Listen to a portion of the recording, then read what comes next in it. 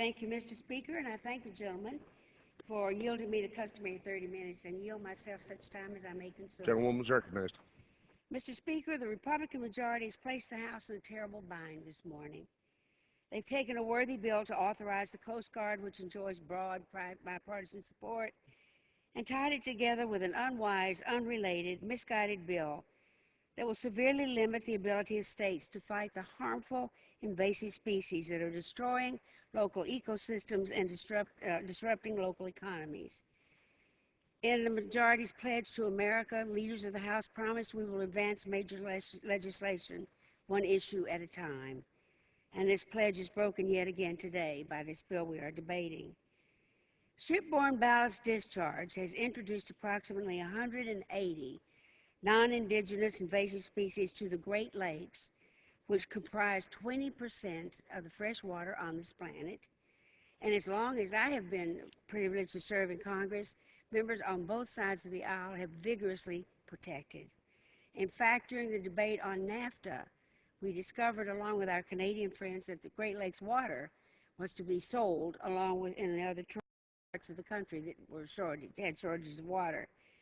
We all banded together and had that part removed. We do have an obligation to save 20% of the planet's fresh water, which is becoming more and more scarce every day. Nationally, more than 4,500 invasive species have been introduced to the nation's water. In total, they cost us billions of dollars on an annual basis. $5 billion alone has been spent to try to deal with the European zebra mussel, which we have made barely any inroads against.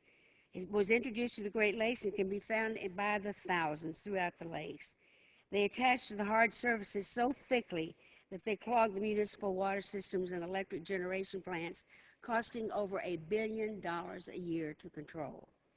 Now, states know all too well the dangerous threat of invasive species and are taking common sense action.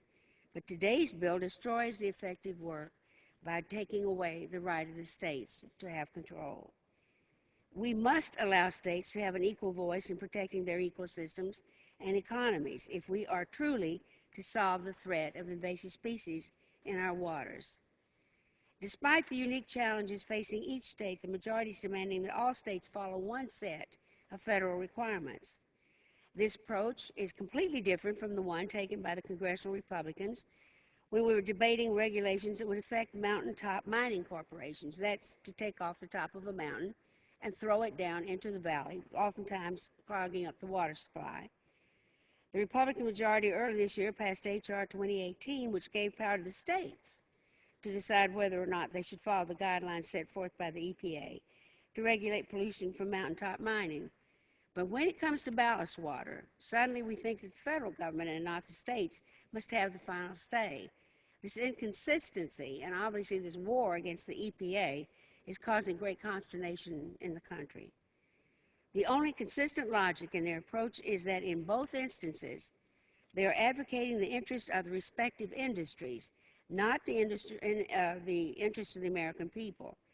I urge my colleagues to oppose today's rule and the underlying bill and reserve the balance.